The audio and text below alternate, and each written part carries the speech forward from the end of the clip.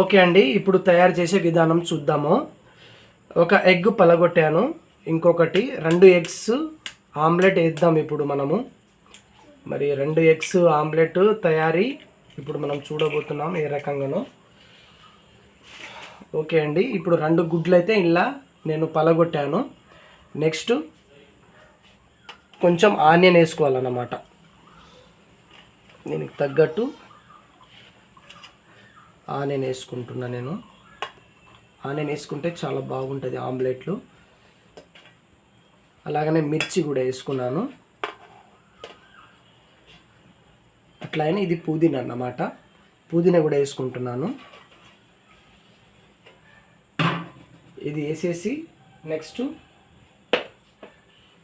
కారం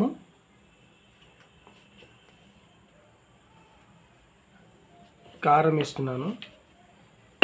next salt వేద్దామండి. కొంచెం అల్లం వెల్లిపాయ పేస్ట్.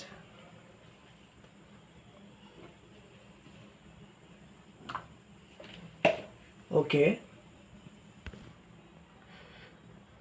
ఇప్పుడు ఇవన్నీ వేసుకున్నాక ఇలా మిక్స్ చేసుకోవాలన్నమాట. బాగా మిక్స్ చేసుకోవాలి ఇవన్నీ, ఎందుకంటే ఎగ్గులో వైట్ నీలం ఉంటుంది, వైట్ ఉంటుంది కనుక ఈ 2 మిక్స్ కావాలి. ఇలా అల్లం వెల్లిపాయ పేస్ట్, కారము, సాల్టు, అన్నీ వెజిటేబుల్, మిర్చి, ఆనియన్, అలాగనే పుదీనా అన్నీ వేసాము కదా, ఇవన్నీ బాగా మంచిగా మిక్స్ కావాలన్నమాట. ఓకే, ఇలా మిక్స్ చేసినాక ఇప్పుడు ఆమ్లెట్ ఏ రకంగా వేస్తారో చూద్దాం మనం. ఇప్పుడు మనము పెంక పెట్టుకోవాలి. పెంక పెట్టుకున్నాక ఇలా గ్యాస్ వెలిగించాలన్నమాట.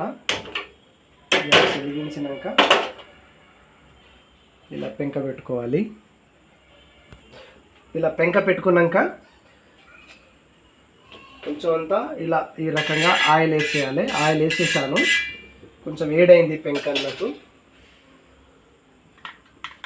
తర్వాత ఇక ఈ రకంగా మనం పోసుకోవాలన్నమాట.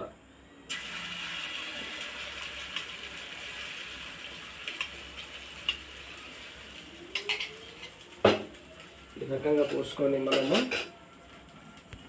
ఓకే అండి, ఇలాగ వేసుకున్నాక ఆమ్లెట్ ఇప్పుడు ఏంటంటే ఒక 1 మినిట్ ఇట్లా వేగినాక మంచిగా ఇట్లా కాలినాక మనం తిప్పుకోవాలన్నమాట మెల్లగా. ఇది ఇరిగిపోకుండా ఈ రకంగా మంచిగా ఈ రకంగా తీసుకోవాలన్నమాట ఆమ్లెట్. ఒకవేళ మంచిగా రాకుండా ఇట్లా సైడ్కు ఆయిల్ వేయచ్చు అన్నమాట. ఈ రకంగా మెల్లగా వేసేసి ఇరిగిపోకుండా ఆమ్లెట్ చక్కగా మొత్తం వచ్చేలాగా ఇలా మెల్లగా తిప్పుకోవాలి. ఇట్లా ఈ రకంగా ఎక్కువ మాడొద్దు ఆమ్లెట్, ఎందుకంటే టేస్ట్ పోతుంది, మాడిపోయినది బాగుండదు.